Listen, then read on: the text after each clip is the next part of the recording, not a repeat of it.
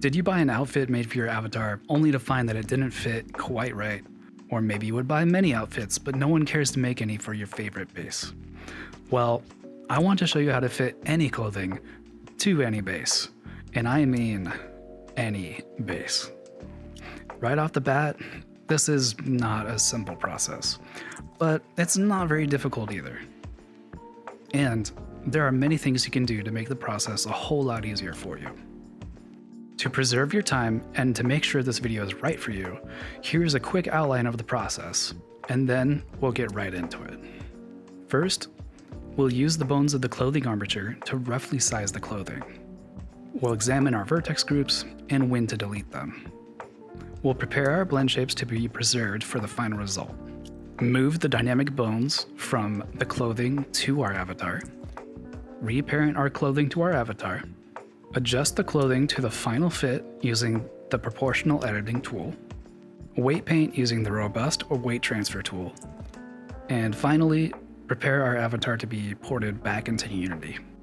At the end of the video, I included a time lapse of that horse you saw a little bit earlier, just to show that you can really apply this process to any base. Let's get started. In most cases, you should import your avatar first, and then import the clothing you would like to fit to your avatar. It is a good idea to hide all the clothing on your avatar except for the clothing you would like to be layered with the clothing you would be adding. You can hide your avatar's armature as well. Most clothing made for VRChat will come with its own armature, which can help us greatly in our goal to fit this clothing to our avatar. If your clothing does not come with an armature, you can skip all the steps to this timestamp to get an idea of what you should do. Now the first thing you should do is select the clothing's armature and just scale it to the general size of your avatar. I like to align the clothing with the arms of the avatar, but I find that lining the clothing up with the inseam is better for outfits that include pants. Don't forget to line it up on the y-axis as well. Now with the armature still selected, we will enter pose mode and manipulate each bone individually to roughly size the clothing to this avatar's proportions. Adjusting the clothing like this allows us to smoothly and evenly make big changes to how the clothing is shaped, and will eliminate most of the meticulous work for us later on. I realized that this dress was a little different than most, and aligning the clothing up with the inseam would work better. Never be afraid to go back and try something a different way if something doesn't work out.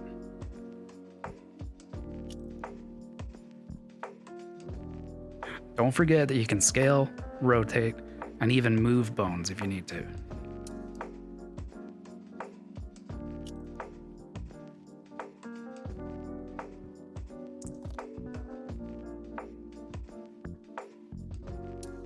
Keep an eye out for artifacts or anything that starts to look funky.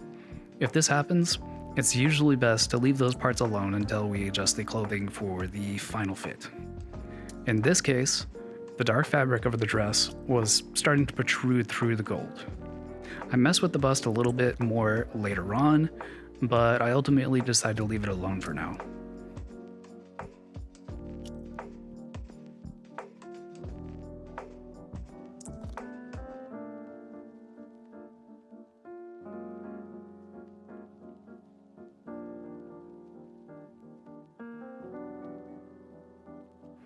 It is a good idea to turn on the x-axis mirror so that both sides are adjusted evenly.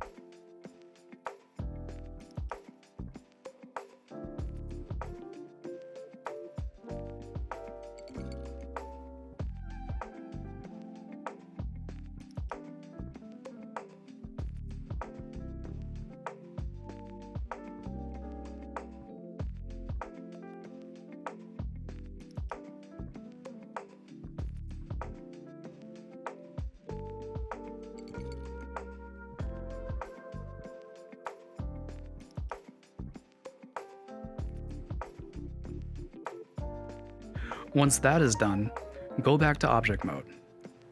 There are a few things we'll need to look at in the data tab for each piece of clothing before we can move on.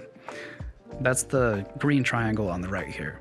If you don't see the green triangle, select one of your clothing meshes first. First, we'll need to look at our vertex groups. To prevent our work from getting messed up, we'll need to delete some of these groups, or all of them. But first, I'll need to explain a little bit about what a vertex group is. Now, vertex groups can be used for many things, but in our case, each group is holding the data that any 3D program needs to know when it comes to how each bone in our armature affects the vertices in our mesh. And so, each bone that affects a mesh should have a corresponding vertex group of that same name. Later, we'll be parenting our clothing to our avatar's armature. If any of the bones on our avatar's armature have the same name as any bones that came with the clothing, the vertex group for these bones will take the scale, location, and rotation of the avatar's bones and throw the vertices of your mesh all over the place. And so, we'll need to delete them. Keep in mind, this will get rid of the weight painting for these bones. That being said, we don't want to get rid of the vertex groups or weight painting for any dynamic or auxiliary bones, such as the skirt here, or any bones that are not part of the typical human structure. Just make sure that these bones don't have the same name as any bones already existing on your avatar. They rarely do. Once you've identified if there are any vertex groups you need to keep, go ahead and lock them by clicking on the little lock icon next to them. Do not delete any of the other groups yet. We need to check on something else first. Shape keys. There will be quite a few pieces of clothing that will come with shape keys, and they can be found directly under the vertex groups section. Shape keys are a handy way to alter the shape of a mesh. Once set, you can tween between the shape of the base mesh, which is stored as a basis shape key, and the altered form. They can be used in many different ways and are often used for avatar animations in Unity. They pose a bit of a problem for us though. You see, to save all of our previous work, we'll need to apply the armature modifier on each piece of clothing. But if you try to apply it on a mesh that has shape keys, it won't let you. To work around this, we will select the piece of clothing that has a shape key and press Shift-D to duplicate it. Right-click to drop the duplicated mesh in the same place as the original. We'll use this duplicated mesh very soon, but if you'd like, you can hide it for now, along with any others that you needed to duplicate. The next few steps go pretty quickly, so be sure to follow along. Delete all the shape keys on all the original clothing meshes. Apply the armature modifier on all the clothing meshes. Delete all the unlocked vertex groups.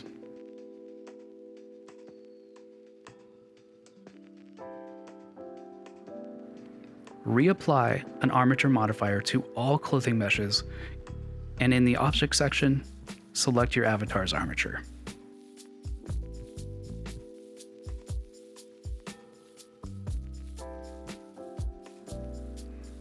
We can now add the shape keys back to our clothing. Select the duplicated piece of clothing and select the first shape key after basis. Hold Ctrl and click on the original piece of clothing. Click the down arrow to the right of the shape key section and select Transfer Shape Key. You should now see your shape key transferred over from the duplicated clothing along with a new basis. Click the star down here to turn it gray again, and be sure to select basis before moving on. Repeat for each shape key if the clothing has more than one. Now we'll transfer the dynamic bones over to our avatar. Select the clothing armature and go into pose mode. Select all the bones with the A key, then go to the pose menu. Apply visual transform to pose. Then go into edit mode. You might see the bones shift a bit. This is fine for now. Select all the dynamic bones on the armature. If you're dealing with a root bone that has many children, you can select the root bone and go to the select menu at the top. Select similar and click children. You can also use Shift G. Right-click and click Separate. Your dynamic bones will now be separated into another armature in your collection hierarchy. Go into Object Mode, click on your Dynamic Bones armature, and then Control-click your avatar's armature. Right-click and click Join in the menu. The dynamic bones have now been added to your armature. It is a good idea to go into Edit mode on your avatar's armature and make sure that the root of your dynamic bones is parented appropriately. In this case, the root for the skirt should be parented to the hips. Speaking of parenting, let's parent our clothing to our avatar. Select a piece of clothing, Control-click your avatar's armature, and then Control-P to parent, selecting the Keep Transform option. Repeat for each piece of clothing.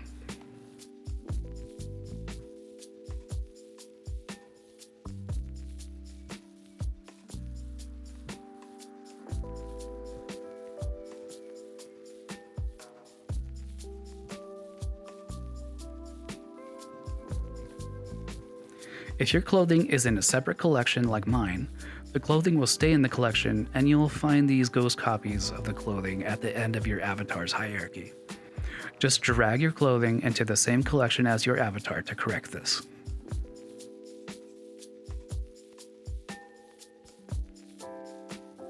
Now it's time to adjust our clothing to the perfect fit in edit mode. We have a tool at the top here called the Proportional Editing Tool. This tool is your best friend. Click on it to enable best friend status.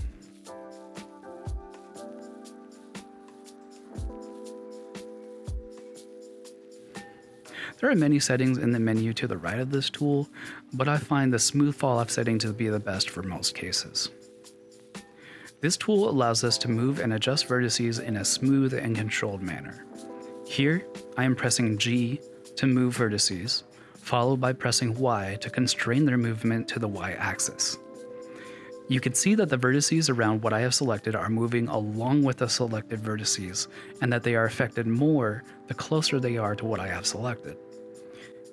You also have this circle to change how far out you want these vertices to be affected. You can change the radius of this circle by using the scroll wheel. If this is your first time using the proportional editing tool, you might not see this circle. This is because it has defaulted to a size larger than your view. Keep scrolling up or down until you see the circle come into view. At this point, just move and scale everything until it's where it's supposed to be.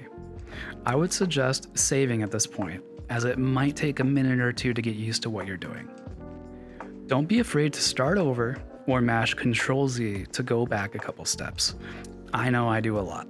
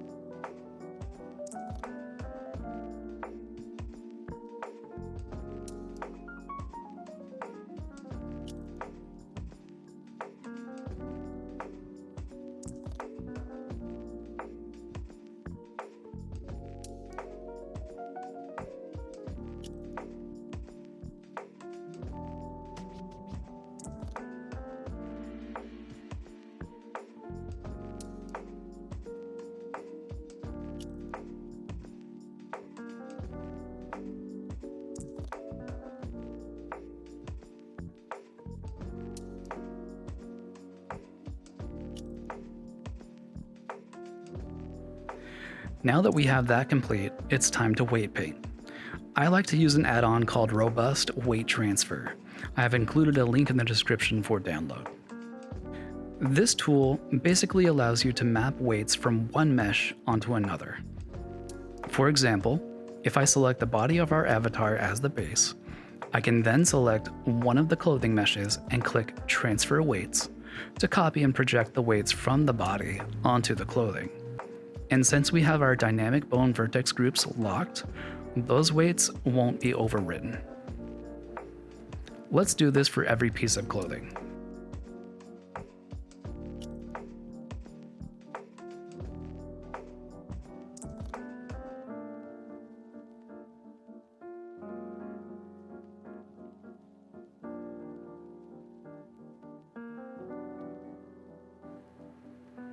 Now the skirt weights are preserved, but it added weights for the legs into the skirt. We don't really want that, so let's just delete those vertex groups.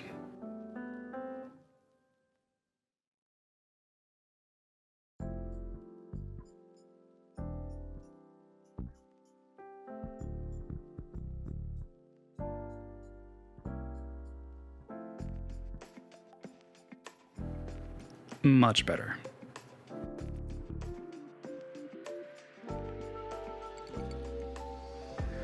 Let's go into pose mode and check all of our weight painting. As you can see, we have an issue with the elbow clipping through the sleeves. We can always go into edit mode on the mesh to fix this by giving the elbow a little bit more room.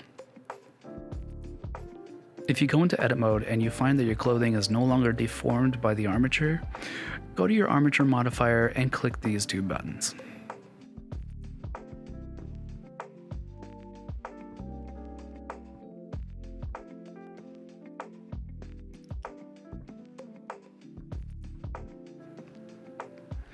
Now there's just a couple small things we need to do before we import our avatar back into Unity. First, select your clothing and go into the Data tab. Under the Geometry Data section, hit the button labeled Clear Custom Split Normal Data.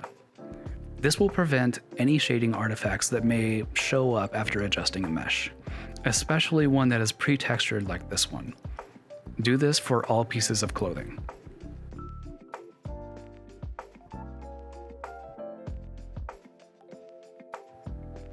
Finally, we want to normalize our clothing weights.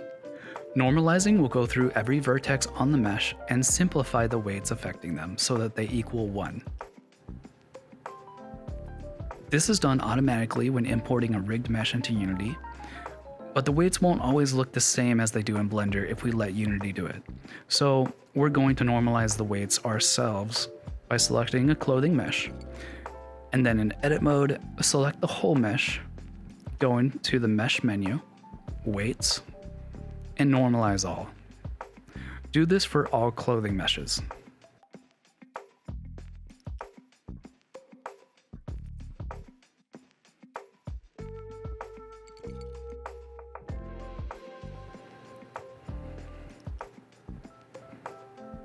And we're done.